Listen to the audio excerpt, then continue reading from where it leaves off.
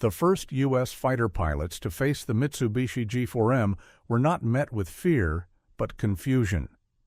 This was the Betty bomber, fast, certainly, but impossibly fragile. They saw the tracers ignite the massive, unarmored fuel tanks with a disturbing, instantaneous flash. It seemed to defy every principle of air warfare they knew. A single, well-placed burst, sometimes even less, and the Betty became a rolling, blinding pillar of fire, a flying cigar waiting for a spark. The Americans were baffled. Why? Why would an enemy commit its airmen to a machine built not of steel and armor, but of compromise and tinder? This was the Enigma, a long-range bomber so essential to the Pacific Campaign, yet so utterly incapable of defending itself. They were flying a paper kite into a hailstorm of bullets, and the vulnerability wasn't a flaw. It was the very foundation of its design.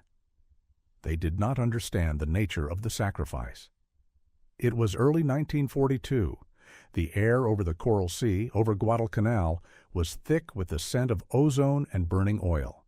American pilots, trained on the philosophy of self-sealing tanks and armored cockpits, could scarcely believe the reports. They called it the Grumman Killer for its terrifying speed, but quickly a darker nickname emerged: the one-shot lighter. They watched, sometimes with grim awe, as the huge twin-engine aircraft came apart.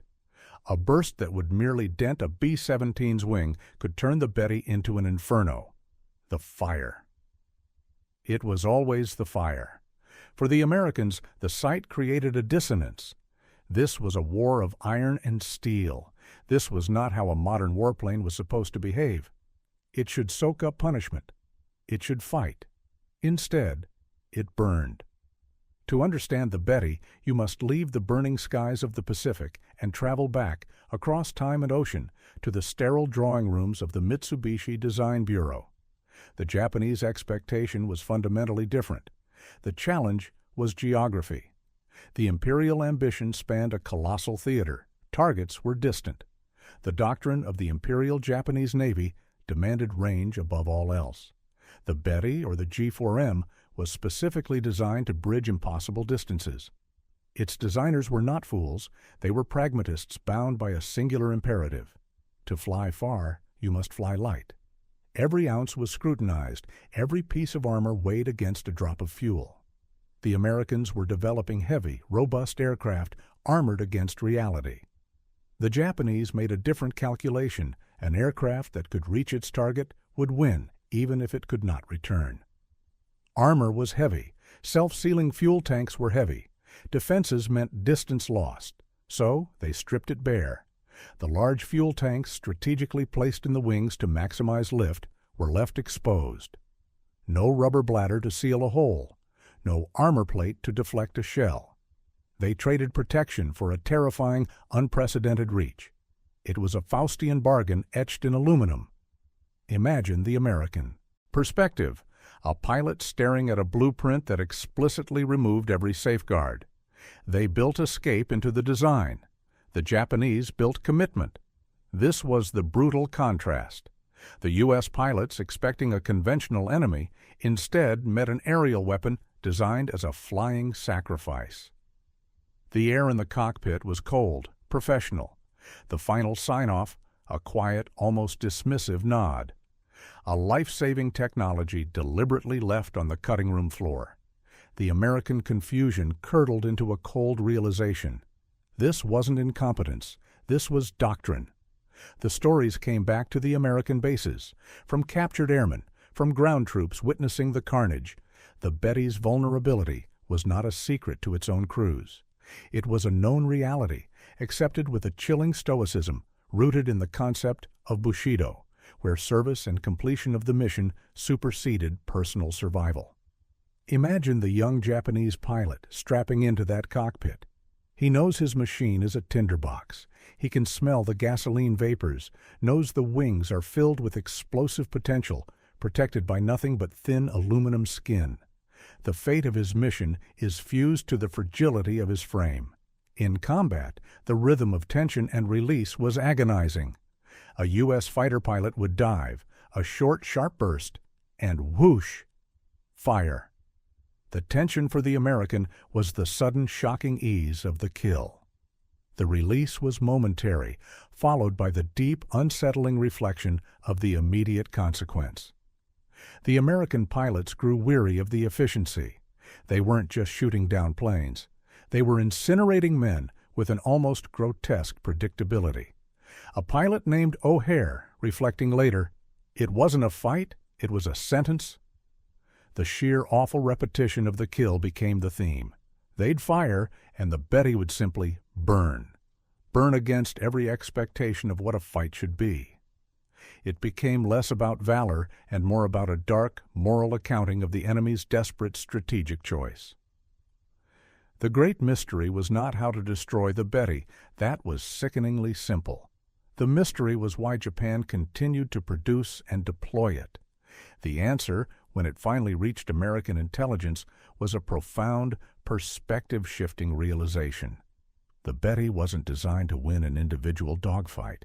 It was designed to achieve a strategic imperative, the sinking of capital ships.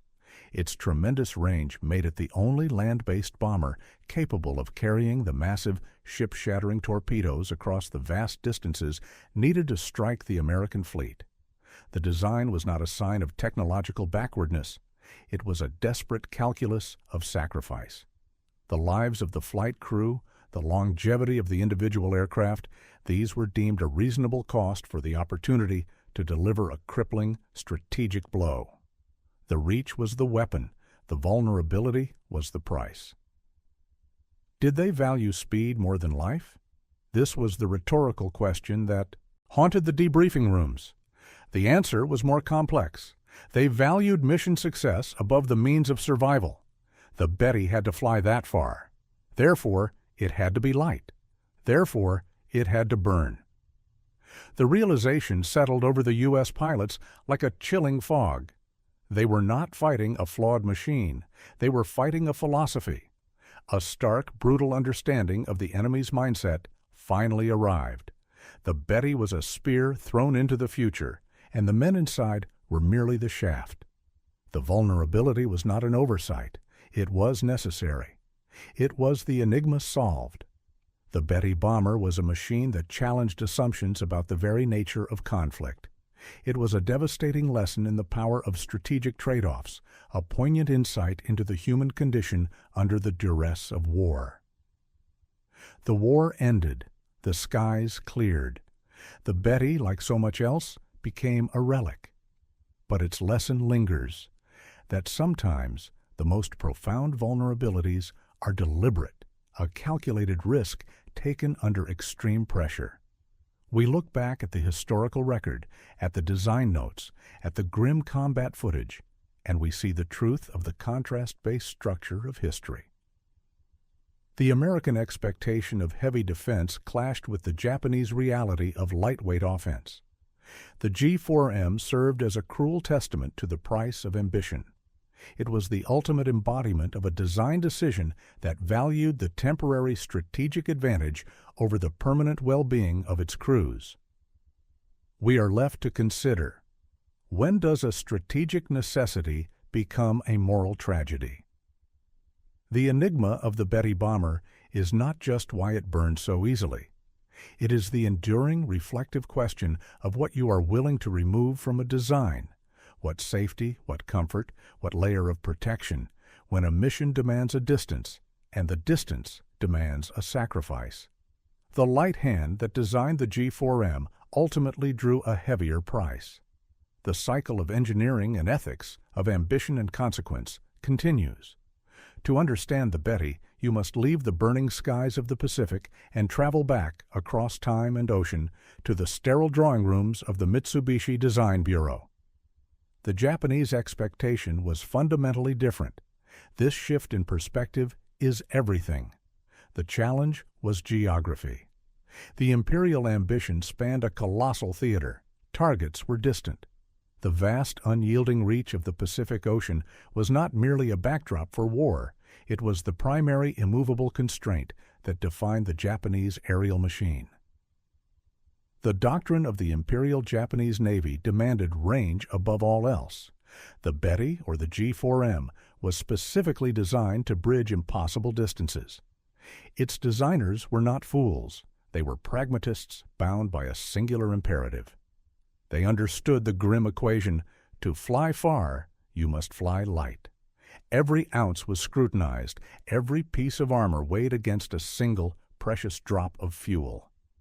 Here was the great fork in the road of industrial warfare.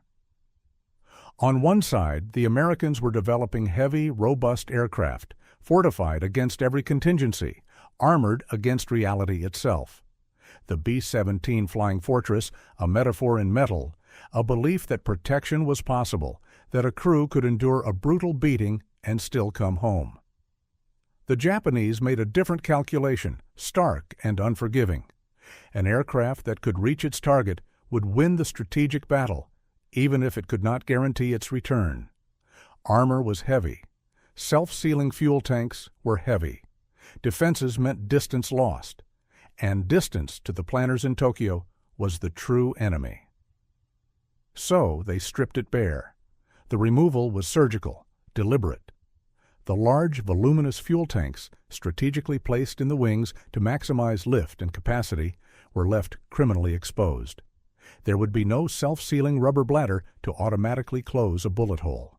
No armor plating to deflect even the lightest shell from the cockpit or the tank itself. They traded protection, the very essence of survival, for a terrifying, unprecedented operational reach. It was not a mistake. It was a choice. A Faustian bargain etched in aluminum and paid for in blood. The contrast was visceral. Imagine the American pilot's mind struggling to reconcile this. Imagine a pilot staring at a captured enemy blueprint that explicitly removed every safeguard considered standard, considered moral by his own culture. American designers built escape and endurance into the core of their aircraft. Japanese designers built commitment. This was the brutal, unyielding cultural contrast made manifest in a bomber's wingspan. The U.S. pilots, conditioned to expect a conventional enemy, one that valued a return trip, instead met an aerial weapon designed from its keel up as a flying sacrifice. The atmosphere in the design bureau was cold, professional. The decision to remove the safeguards was not made in a moment of panic, but in the quiet, absolute silence of strategic necessity. The final sign-off, a quiet, almost dismissive nod. A critical, life-saving technology deliberately left on the cutting room floor, deemed excess baggage for men who were expected to complete their mission and accept their fate. The Betty became the embodiment of a nation's military philosophy. The mission is all. The self is nothing. This was the root of the American bafflement. They were not just facing an unarmored bomber. They were facing a cultural willingness to trade life for range, a decision so extreme it violated the very unspoken rules of engagement in the air. The plane was a weapon, its crew an extension of its payload, and that, more than any burst of tracer fire, created the lasting, chilling dissonance. They began to understand the mechanics of the bomber, but the philosophy behind it remained a cold, heavy enigma. The American confusion, initially a bewilderment born of professional disbelief, curdled slowly into a cold, hard realization. This was not the work of technological incompetence, a simple failing in metallurgy or engineering. This was doctrine, rigid and absolute, forged in a cultural philosophy that placed the mission far above the machine. The stories began to filter back to the American bases, whispers carried on the humid Pacific wind. They came from captured airmen, from ground troops witnessing the wreckage and the carnage. The Betty's catastrophic vulnerability was not a secret to its own crews.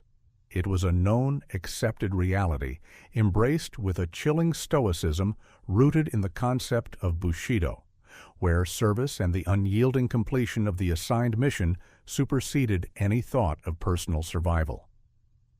Imagine the young Japanese pilot, the light glinting off the polished glass of his gauges, strapping himself into that cockpit. He knows his machine is a tinderbox. He can smell the gasoline vapors, thick and cloying, knows the voluminous wings are filled with explosive potential, protected by nothing but thin aluminum skin. The very essence of his mission, the fate of the strategic objective, is fused inextricably to the lethal fragility of his own frame. His life has been strategically mortgaged for range. In the chaotic bursts of combat, the rhythm of tension and release was agonizingly one-sided. A U.S. fighter pilot would dive, the G-forces pressing him into his seat, a short, sharp burst of his machine guns, and then that sound. Whoosh! Fire. The tension for the American was the sudden, shocking ease of the kill, the unsettling sense of disproportionate power. The release was momentary, a flicker of adrenaline, followed immediately by the deep, unsettling reflection of the immediate, awful consequence. The Betty was not defeated. It was extinguished. The efficiency was grotesque. The American pilots grew weary of it. They weren't merely shooting down planes in a sporting aerial duel. They were, with an almost mechanical predictability, incinerating men who had been delivered by design to a fiery fate. The contrast was a wound to the soul of conventional warfare, one side engineered for survival, the other for sacrifice. This psychological weight was heavier than the metal on their own planes. A pilot named O'Hare, his face drawn from the repeated easy carnage, reflected later, "It wasn't a fight, it was a sentence." The sheer, awful repetition of the kill became the thematic, terrifying motif of those early Pacific engagements. They'd fire, and the Betty would simply burn. It would burn against every expectation of what a fight should be, against every principle of defense. The act of the downing became less about valor and skill, and more about a dark moral accounting of the enemy's desperate strategic choice. It shifted the conflict from one of machinery to one of philosophy. They were killing airmen who had already signed their own death warrants on the drafting table. This chilling emotional weight, the knowledge that the enemy was not merely poorly equipped, but philosophically abandoned, deepened the mystery, even as it stripped away the last layer of American bafflement. The Betty was flying not on fuel, but on a doctrine of total, unrelenting commitment. The great enduring mystery was never how to destroy the Betty. That was sickeningly simple, a cruel joke of engineering. The true mystery, the shadow that stretched across the tactical maps in Pearl Harbor and beyond, was why Japan continued to produce and deploy it.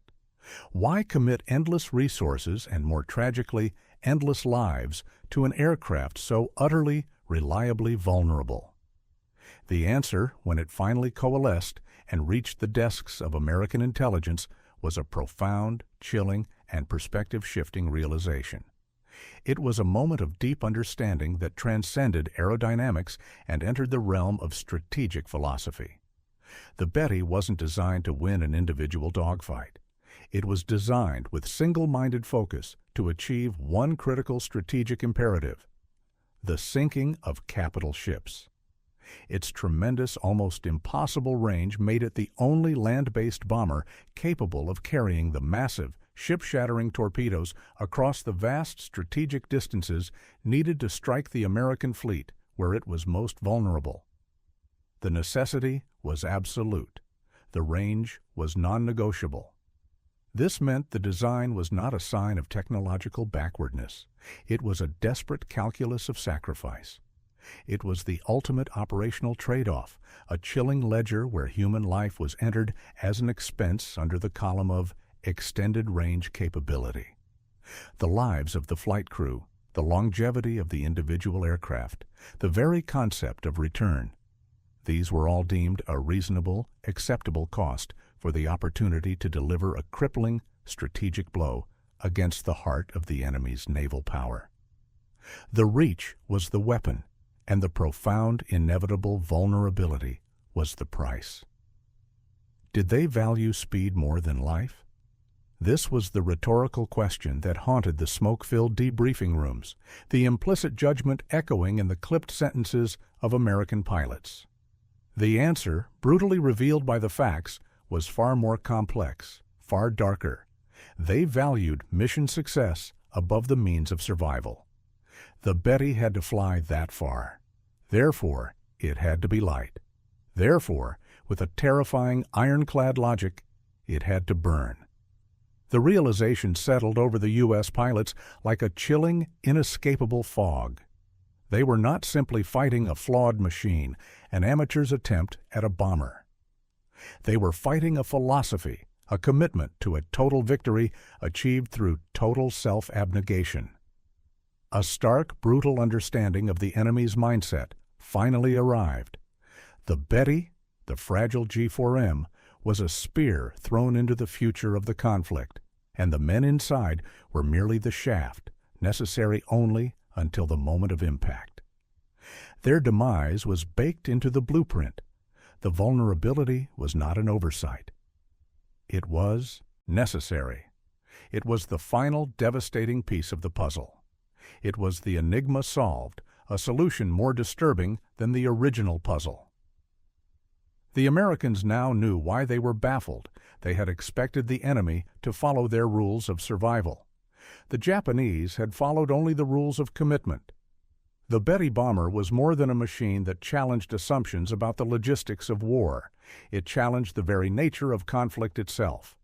It became a devastating, fiery lesson in the ruthless power of strategic trade-offs, a poignant and indelible insight into the human condition under the duress of absolute national imperative. The history of the G4M is the history of a choice, and the consequences of that choice echo far beyond the final shots fired. The war ended. The brutal calculus ceased. The skies of the Pacific, once choked with the black smoke of burning fuel, cleared. The Betty, the one-shot lighter, like so much else of the infrastructure of global conflict, became a haunting relic. It was a ruin left to rust in the humid air, its distinctive cigar shape now merely a memorial to its own vulnerability. But the lesson etched into its aluminum frame lingers, that sometimes the most profound and catastrophic vulnerabilities are not accidental errors or failures of foresight, but are deliberate, calculated risks taken under extreme existential pressure. We look back at the historical record now, at the precise, chilling design notes, at the grim, sun-drenched combat footage, and we see the truth of the contrast-based structure of that history. The American expectation of heavy, robust defense, built upon the premise that a machine and its crew must survive, clashed violently with the Japanese reality of lightweight, long-distance offense, built upon the premise that survival was secondary to strategic reach. That disparity, born of geography and dogma, defined the war in the air. The G4M served as a cruel testament to the price of ambition. It was the ultimate embodiment of a design decision that valued the temporary tactical strategic advantage, the ability to strike at a distance, over the permanent ethical well-being of its own crews. The lives of men were spent like currency to purchase the crucial factor of range. It is an engineering choice that forces a moral contemplation. We are left to consider the weight of that question, the point at which efficiency collapses into profound sorrow. When does a strategic necessity, born of desperate circumstances, cross the unseen line and become a moral tragedy? The enigma of the Betty bomber, therefore, is not merely why it burned so easily or why its fuel tanks lacked protection. The technical answers are known. The enigma is the enduring, reflective question it forces us to confront. What are you willing to remove from a design? What safety? What comfort? What layer of human protection, when a mission demands a distance, and the distance, unyielding and vast, demands a total sacrifice? The light hand that deliberately designed the G4M, stripping it down to its most vulnerable form, ultimately drew a heavier, more devastating price from the nation that flew it. The cycle of engineering and ethics, of ambition and consequence, continues long after the engines fall silent.